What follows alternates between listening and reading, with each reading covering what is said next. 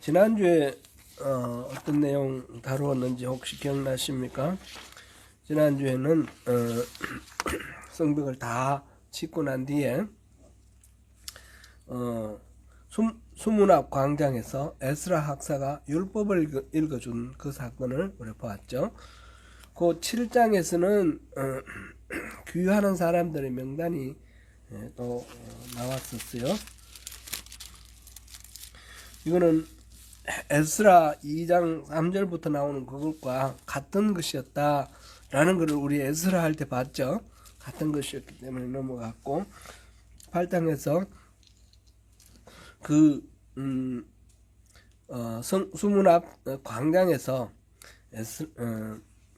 에스라 학사가 율법을 읽었고 그 율법을 낭독하는 소리를 듣고 사람들이 죄를 회개하면서 울부짖기도 하고, 그랬을 때 거룩한 날 성일은 기뻐하는 날이다. 그래서 울지 못하게 하고 축제를 거행했습니다. 오늘은 그 이후 백성들의 회개와 언약 체결에 대해서 살펴보겠습니다. 그러니까 오늘 우리가 봉독한 부분은 10장 28절부터 39절인데 우리가 다루는 부분은 9장, 10장 전체 이렇게 됩니다. 성벽 공사가 끝난 때는 언젠가 하면 엘룰월 25일이라고 6장 15절에 나옵니다. 6장 15절. 성벽의 역사가 52일 만인 엘룰월 25일에 끝나매. 이거 있으시면 이거 꺼내놓고 한번 보십시오. 엘룰월은 6월입니다. 히브리 종교력으로 6월입니다. 6월, 그러니까 맨 밑에 오른쪽에 있죠. 엘룰월 25일 날 이게 끝났고, 그 다음에 이어지는 이 달이 7월달 티슈리 달, 이게 이제 일곱째 달이에요. 일곱째 달. 일곱째 달 초하루가 나팔절인데, 일곱째 달 초하루에 수문 앞 성벽에 수문 앞 광장에서 사람들이 모였습니다. 8장 2절 보니까 일곱째 달 초하루에 제사장 에스라가 율법책을 가지고 회중 앞 곧 남자나 여자나 알아들을 만한 모든 사람들 앞에 이르러 그랬습니다. 수문 앞 광장에서 율법을 읽었다. 그게 그러니까 지금 시간의 흐름을 한번 머릿속에 한번 떠올려 보시면 좋습니다. 이제 6월 25일 날 이제 성벽 완성됐고 7월 1일 날, 그럼 여기는 5일이에요. 한 달에 뭐 31일이나 30일 이렇게 하니까 5일 지나고 그다음에 수문 앞 광장에서 에스라가 성경을 율법을 낭독했습니다.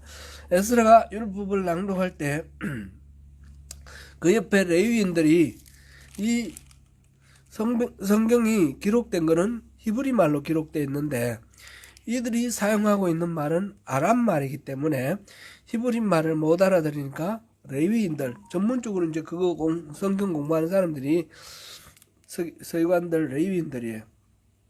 이 사람들이 통역도 하고 해설도 하고 이렇게 가르쳐 줬다. 그게 나와 있었죠. 8장 8절에 그렇게 나와 있었어요.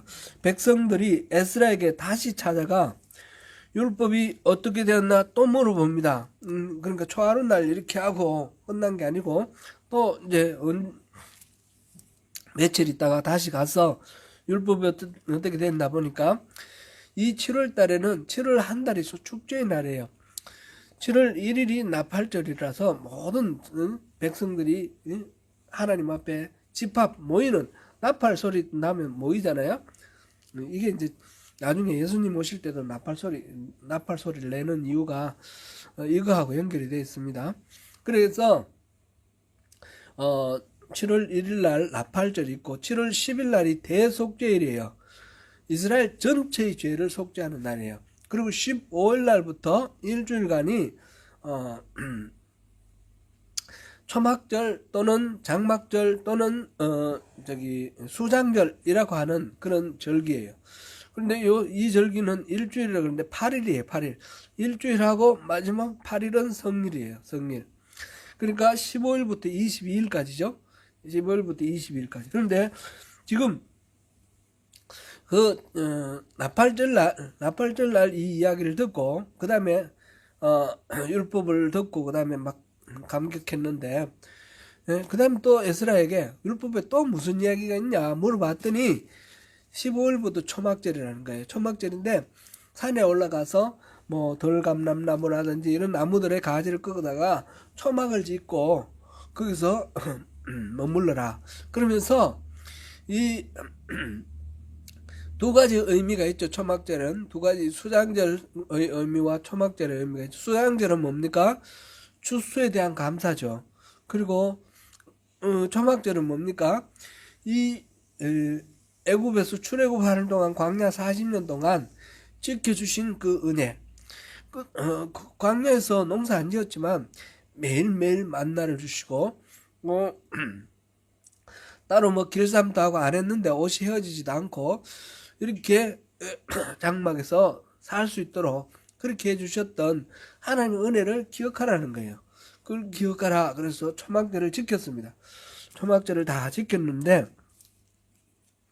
그러고 난 뒤에 서무 나흔 날 9장 1절 보니까 그달 서무 나흔 날에, 그러니까 15일부터 22일까지가 초막절 축제였습니다. 그죠?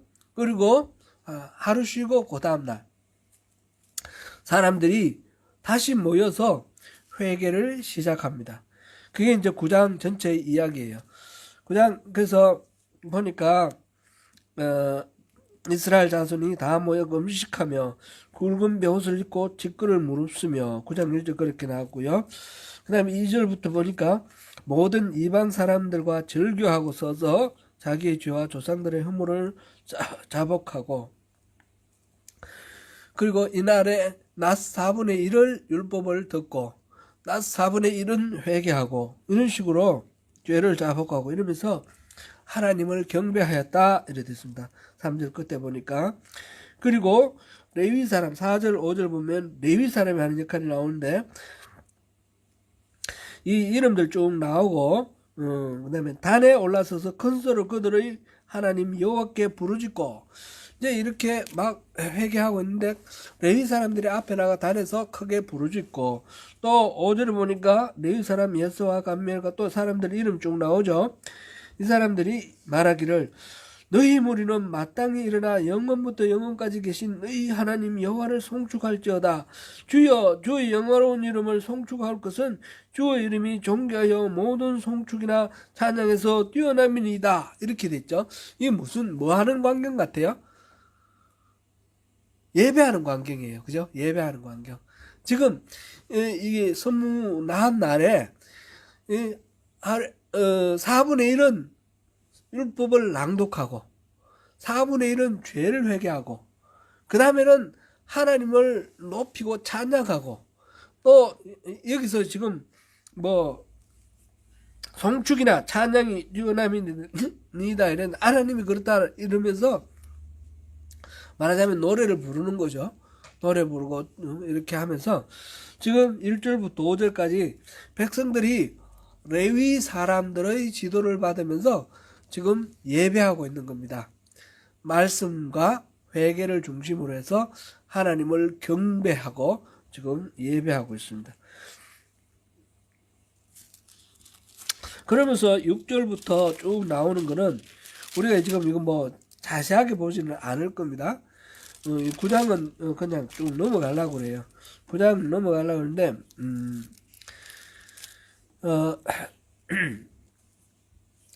이런 예배를 통해서 하나님의 자비가 놀랍다. 그걸 찬양하면서 이제 6절부터 쭉 6절부터 22절까지 6절부터 22절까지는 가나안에 입성하기 전까지 입성할 때까지 이야기입니다. 40년 동안 그 광야에서 인도해서 그 마지막에 가나안 들어가기 전에 여기 가나안 땅 동쪽에 시온의 땅, 곧 헤스본 왕과 또 바산 왕 오옥의 땅을 차지한 곳까지 지금 이야기 나왔죠. 그리고 23절부터는 그 다음에 쭉 이어서 바벨론 포로까지, 그게 이제 31절까지 쭉 나옵니다. 이 모든 이야기들 역사를 쫙 훑어보는 거죠. 그리고 32절부터 38절까지는 그러한 상황 속에서 이제 오늘날 어떠냐, 오늘의 당면 현실과 소망의 기도를 하고 있습니다. 31절까지는 역사라고 했는데, 이스라엘 역사의 진행 과정에서 이 역사가 어떤 역사입니까? 언제 누가 태어났고 이런 식이 아니죠. 이 역사는 하나님의 은혜가 어떠했다라는 거죠. 아브라함부터 시작해서 아브라함부터 이 땅을 주시겠다고 약속하셨고, 그리고 이제 모세를 통해서 애굽에서 출애굽 시키셨고, 그 다음에 광야를 이렇게 한결같은 신 은혜로 지켜주시고 보호하시면 인도하셨고, 그래서 가나안 땅으로 들어왔고, 이런 식으로 하나님의 은혜와 그리고 구속은 이제 해방이죠, 해방. 그거를 쭉 회고를 합니다. 근데 그렇게 하나님의 은혜를 베풀어 주셨음에도 불구하고 이스라엘 백성은 언제나 반역을 합니다. 하나님 언약에 불충실하고, 그래서 또 반역을 하고, 하나님의 은혜에 대한 이야기는 예를 들어서 7절에서 15절 사이,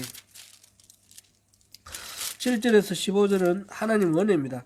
하나님 여호와시라 옛제가 아브라함을 택하시고, 그것부터 시작해서 15절까지 좀 나오고요. 근데 여기에 대해서 하나님 15절까지는 은혜 이야기고 16절부터는 거기에 불순종한 이야기예요. 그래서 22절까지 나왔고, 그 다음에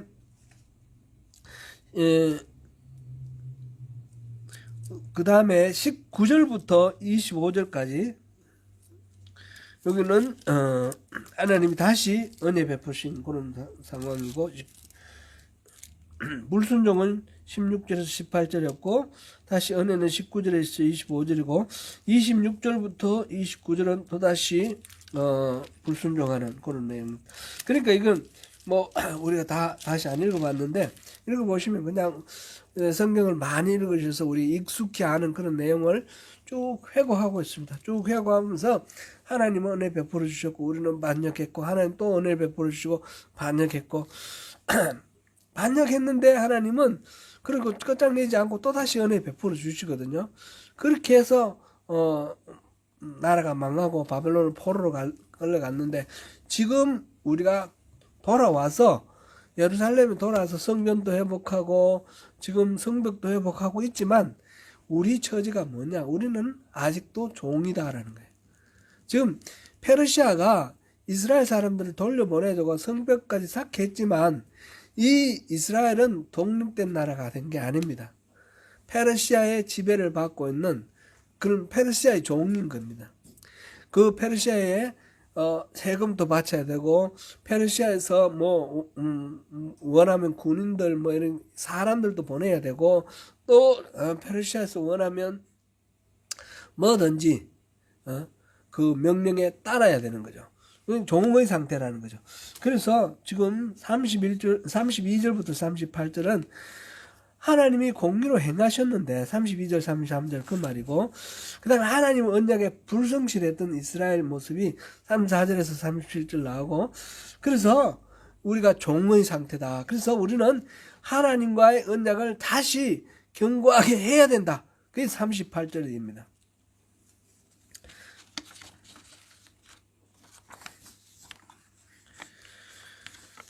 이게 이제 쭉 9장의 이야기는 이스라엘 전체 역사를 통해서 어떤 하나님의 은혜를 생각하고 자기 자신들의 상황을 돌아보는 그런 내용이고요. 그래서 38절에 이제 우리가 더 이상 그런 상태에 머물러지 않기 위해서 하나님과 새롭게 언약을 체결하자. 그게 38절이죠. 그 다음에 이 38절 오늘 이따가 또 보고요. 10장 1절부터 27절까지는 사람 이름만 쭉 나와 있죠. 이 사람들은 언약을 맺고 그 계약서에 도장 찍은 사람들이에요. 그 언약서가 보면 38절은 그래서 38절부터 보면 우리가 이 모든 일로 말미암아 이제 견고한 언약을 세워 기록하고 우리의 방백들과 레위 사람들과 제사장들이 다 임봉하나이다. 도장 찍는다 그랬죠. 요 세 그룹이 나왔어요. 방백, 레위 사람, 그 다음에 제사장, 오늘 세 그룹이 나왔는데 그것이 2절부터 8절까지가 제사장들이고요. 9절부터 13절까지가 레위 사람이고요. 14절부터 27절까지가 방백이에요. 지금 그래서 방백, 레위, 제사장, 그리고 다시 제사장, 레위, 방백 이런 식으로 나오는 거예요. A, B, C 그 다음에 C-, B-, C, A- 이렇게 나옵니다. 그 가운데가 있죠. 그 가운데가 10장 1절인데 총독 느헤미야가 나옵니다. 제일 중요한 사람 느헤미야가 가운데 나와 있고 그 다음에 다른 사람들 쭉 나와 있습니다. 그런데 또 중요한 사람 또 한 사람 있잖아요. 에스라가 있잖아요. 에스라. 그런데 에스라는 이름이 없어요. 에스라는 왜 없는지는 잘 모르겠는데 에스라가 스라야 종족의 사람이에요. 그래서 거기 안에 포함됐을 거다. 포함됐다. 이렇게 보면 되겠습니다. 그래서 이 성경이 히브리어 본문 있잖아요. 히브리어 본문 오늘날 우리가 참고하는 성경 구약 성경의 옛날 모습이 히브리어가 있고 그 다음에 헬라어가 있어요. 헬라어 이거는 셉투아진트라는 게 있죠. 셉투아진트 70인역이라고 불리는 거 이거는 헬라어로 번역되어 있는 거예요. 그 당시 만국 공통어가 헬라어이기 때문에 이 성경이 헬라어로 기록되어 있어요. 근데 원래는 뭐로 기록됐을까요? 원래는 히브리 말로 기록됐을 거 아니에요? 근데 그게 없는 거죠. 그래서 나중에 히브리 유대인 학자들이 히브리 말로 된 성경을 말하자면 정리를 해서 복원했어요. 이게 마소라 본문이라고 그래요. 마소라 본문. 오늘날 우리가 연구를 할 때 히브리 본문은 이 마소라 본문을 봅니다. 마소라 본문은 완성된 게 한 1000년, AD 한 1000년 정도에 완성이 됐어요. 시간을 따지면 이건 1000년이고 이 셉투아진트는 BC 한 300년이라 그러는데 300년은 아니고 한 150년 정도 될 거라고 봅니다. 정확하지는 않지만 BC 한 200~300년 이 정도 되는, 그리고 훨씬 먼저 이렇게 기록됐죠. 그런데 우리가 성경을 참조할 때 원래 구약은 히브리 말로 기록됐다. 우리 계속 배웠잖아요. 신약은 헬라 말로 배웠고, 근데 이 히브리 말로 됐다라고 할 때는 마소라 본문을 가지고 이야기합니다. 그 전에 있었던 거 또 파편적으로 남아 있을 텐데 그거를 전부 집약한 게 마소라 본문입니다. 마소라 본문인데 너무 길게 얘기할 필요는 없는데 제가 너무 길었는 것 같아요. 38절 9장 38절은 마소라 본문에 의하면 10장에 연결이 되어 있습니다. 그래서 요 9장 38절부터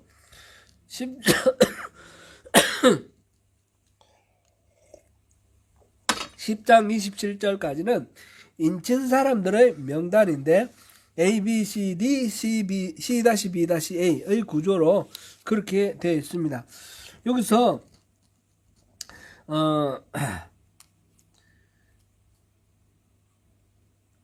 레위 사람들이 총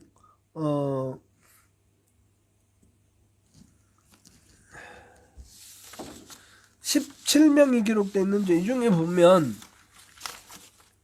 8장 7절에 있었던 사람은 누구냐면 이 에스라가 성경을 봉독할 때 옆에서 통역해주고 설명해주던 사람이에요. 그 사람들의 이름이 여기 있어요. 다가 아니고 일부가 있습니다. 그거를 우리 참고하면 되겠고, 그 다음에 14장부터 27장까지는 방백인데 이 중에 44명인데 그 중에 21명이 에스라 2장 3절에서 30절의 이름과 겹칩니다. 21명이. 지금 에스라 2장 3절에서 30절까지는 1차 귀환이잖아요. 1차 귀환이 몇 년이에요? BC 538년에 고레스 칙령이 나왔고 538년이나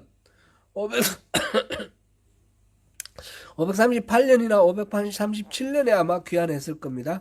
536년에 성전 건축이 시작되니까 그래 되는데 537년이라 하고, 그로부터 시작해서 지금 느헤미야가 성전을 세운 게 몇 년이죠? 444년이잖아요. 그럼 몇 년이 경과했어요? 90년이 경과했어요. 93년. 90년이 경과했는데 90년 전에 온 사람들, 그 사람들이 그 각 방백이니까 각 지파의 우두머리란 말이죠.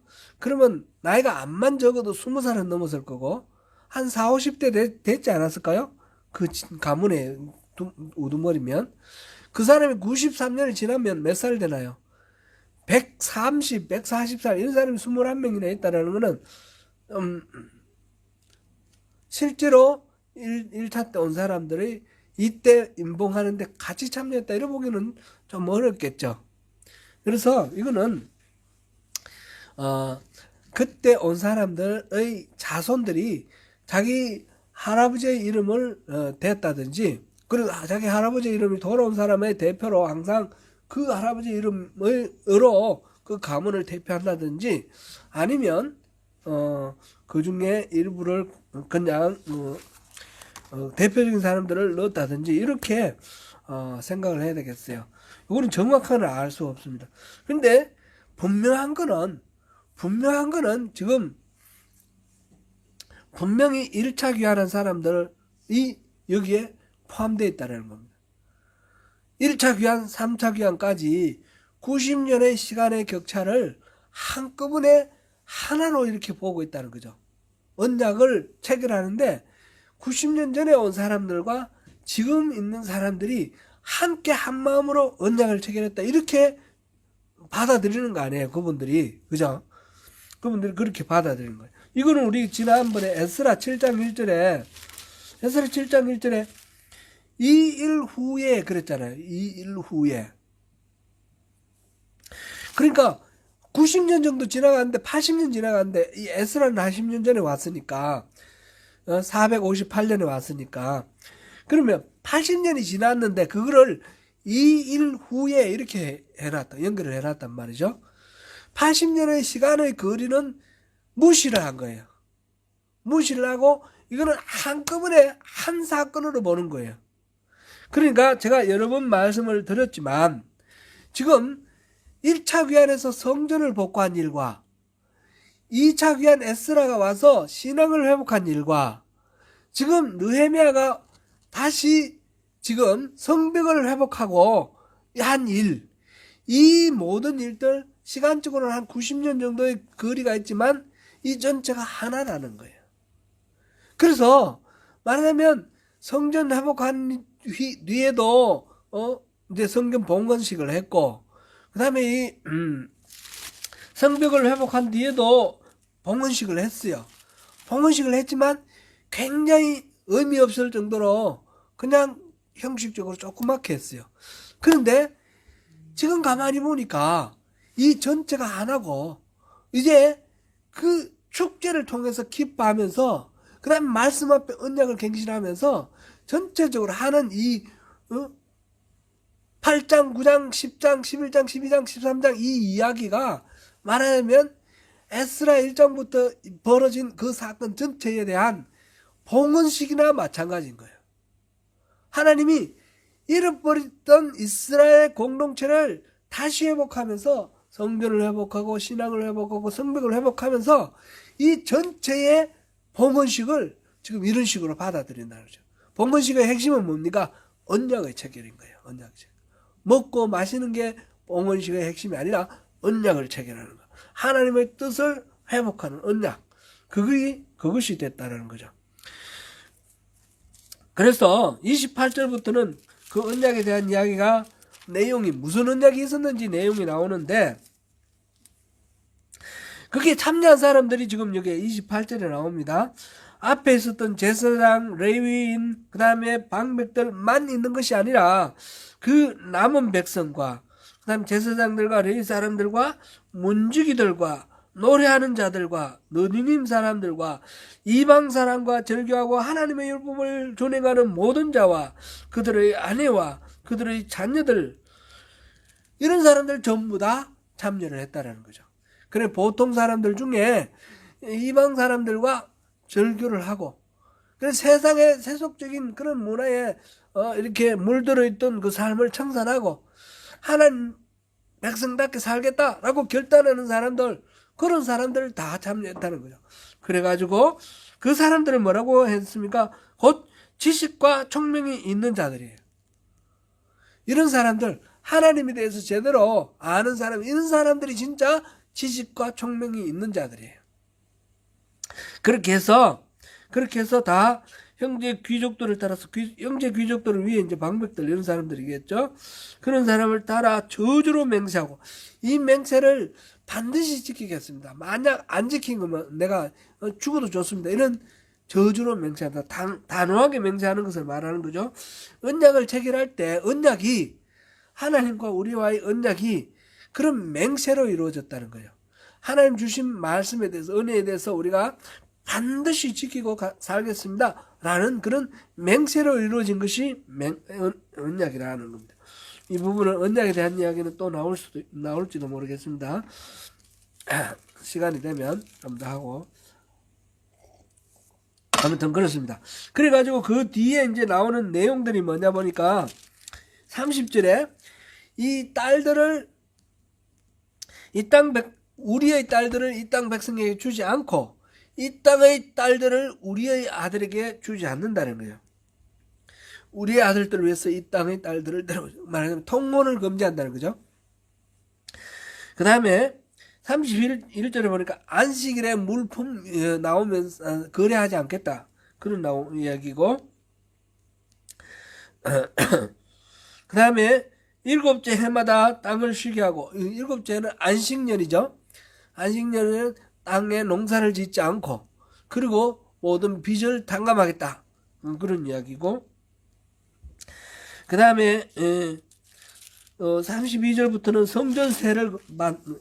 성전세를 받아서 그 다음에 진설병과 그 다음에 뭐 소재와 뭐 이런 거 제사 지내는데 필요한 모든 물품을 조달하겠다. 그리고 해마다 첫 수확, 초실절을 첫 수확은 반드시 하나님 앞에 드리겠다. 그거는 곡식뿐만 아니라 과일이나 또는 가축도 마찬가지고요. 그리고 11조를 바치겠다.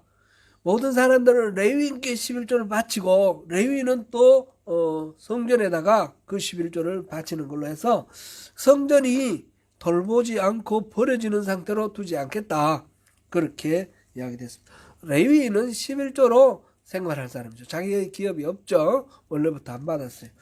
그래서 모든 이스라엘 백성들은 레위인의 이 여기 삶을 영위할 수 있도록 생계 유지에 책임이 있는 것입니다. 책임이 있고 레위인은 제사장들에게 제사장이나 또는 성전에서 일하는 물 깃는 사람, 나무 패는 사람 또는 찬양하고 노래하는 사람 이런 사람들도 다 레위인이 바친 11조로 그렇게 먹고 살게 된다라는 거죠. 이게 이제 바벨론으로 포로로 끌려가면서 다 없어졌던 거예요. 사실은 그전에도 계속해서 이게 요시야 왕의 종교 개혁이 가장 핵심이 뭐였습니까? 율법책 보고 그 안식일을 지키는 거였어요. 우상 격파하는 거였어요. 그러니까 이게 제대로 안 지켜지는 건데 그것을 전부 다시 새롭게 회복하겠다라는 겁니다. 안식일이라는 거는 안식일이 무슨 말이 의미가 뭡니까? 안자가 편안할 안자, 식자는 쉴 식자. 이거는 원래 이 말의 안식일 세바트, 사바또, 세바트 이게 의미하는 바의 그대로의 말입니다. 쉬는 날입니다. 하나님이 6일 동안 천지를 창조하시고 7일날 쉬었듯이 모든 인간들은 6일간 일하고 7일날 쉬어라 이 말씀이에요. 이거는 하나님의 말하자면 생명체 유지를 위한 어떤 프로그램이라는 거죠. 여기 보면 율법에 여러 가지가 있지만 안식일날 안 지키면 돌로 때려 죽이라 뭐 그런 것도 있지만 그것보다도 안식일날 안 지키고 계속 일하면 어떻게 되나요? 병들어 죽습니다. 그죠? 하나님은 안식일날 쉬도록 인간을 프로그램 해놓으셨어요. 그러니까 안식일날 쉬셔야 됩니다. 쉬고 그날은 다른 거 하지 말고 하나님만 찬양하라는 거죠. 하나님 예배드리고 하나님을 찬양하고. 그 다음에 안식년 이것도 우리가 토지를 쉬게 하라 그랬는데 쉬게 하는 동안에 그게 이제 뭐 포도나무나 뭐 이런 게 있으면 내가 수확을 안 하더라도 내가 가꾸지 않더라도 포도나무 열리면 열리잖아요. 이건 누가 먹습니까? 그냥 가난한 사람들, 나그네들이 먹는 거예요. 6년을 농사 짓고 1년은 이웃과 나눠 먹어라 이런 얘기네. 그런 겁니다. 이 안식년. 그래서 이거는 말하자면 그리고 빚을 탕감하는 얘기가 나왔지 않습니까? 사회적 안전망인 거죠. 나라가 현대인의 경우 나라가 세금을 거두고 여러 가지 복지 행정을 하는 이유가 성경적인 그 근원에서 나왔습니다.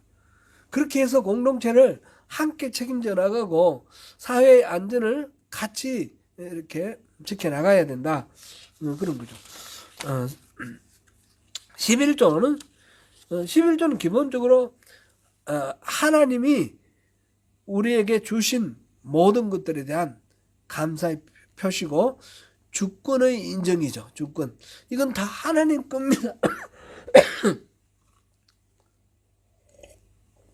하나님의 것입니다. 라는 것을 고백하는 것이 11조예요. 내가 열심히 일했으니까 내 거지가 아니라 내가 열심히 일할 수 있도록 기회도 주시고 건강도 주시고 모든 여건을 허락하신 하나님께 감사드립니다. 이건 하나님 겁니다. 돌리는 게 11조죠. 이런 것들을 통해서 이 안식일부터 시작해서 뭐 성전세, 그 다음에 제사의 회복 11조 이 모든 것들이 전체적으로 또 뭉뚱그리면 뭐를 의미하는 것 같습니까? 하나님과의 깨어진 관계를 회복하는 거예요. 하나님 잊어버리고 내 마음대로 살아오던 그 삶을 이제는 하나님께로 돌아가겠다. 하나님과의 관계의 회복입니다. 이 언약의 내용들은 10장에 나와 있는 이 언약의 내용들은 바로 하나님과의 관계 회복입니다. 느헤미야의 성벽 제거는 스룹바벨의 성전 건축과 함께 하나님과의 관계를 회복하는 사역이었습니다. 그리고 그 사역은 율법을 듣고 새로운 삶을 결단하는 신앙의 회복으로 마무리가 되는 것입니다.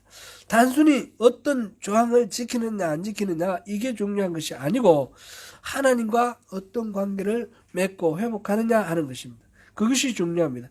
여기에는 지도자가 본을 보여야 되는 부분도 나와 있었고 그 다음에 모든 사람들 하나님의 백성들은 경건한 모습 세상과 똑같지 않는 세상에 동화되지 않는 그런 우리의 모습이 있어야 되는 거죠. 로마서 12장 1절에서 2절 우리 한번 찾아보겠습니다. 암기하시는 분들도 계시고 시작. 그러므로 형제들아 내가 하나님의 모든 자비하심으로 너희를 구원하노니 너희 몸을 하나님이 기뻐하시는 거룩한 산 제물로 드리라. 이는 너희가 드릴 영적 예배니라. 너희는 이 세대를 본받지 말고 오직 마음을 새롭게 함으로 변화를 받아 하나님의 선하시고 기뻐하시고 온전하신 뜻이 무엇인지 분별하도록 하라. 이 세상에 이렇게 이렇게 동화되어 가지 말라는 거죠. 우리 그리스도인들은, 하나님의 백성들은 세상 속에 살지만, 우리는 세상 속에 삽니다. 그리고 세상 어울려서 여러 가지 하지만, 그러나 그 가운데서 하나님과의 관계, 이거를 핵심으로 해서 여기서 벗어나면 안 되는 거죠. 휩쓸려 들어가 버리면 안 된다는 거죠. 하나님의 하나님과의 친밀한 그 관계, 그게 핵심입니다. 사랑하는 성도 여러분, 언약의 체결은 신앙의 회복을 의미합니다. 신앙의 회복, 하나님과의 관계 회복은 말씀을 듣는 데서부터 시작됩니다. 말씀 안에서 하나님의 뜻을 찾고 실천하는 신앙으로 순종할 때 하나님과의 관계가 더욱 친밀해지면서 하나님 뜻을 더욱 잘 알게 되는 선순환이 전개됩니다. 그렇게 말씀을 통해 하나님을 더욱 알아가시는 가운데 하나님의 그 기쁨과 평강의 나라에서 함께 안식하는 하나님의 백성으로 승리하시는 저와 여러분 되시기를 축원합니다.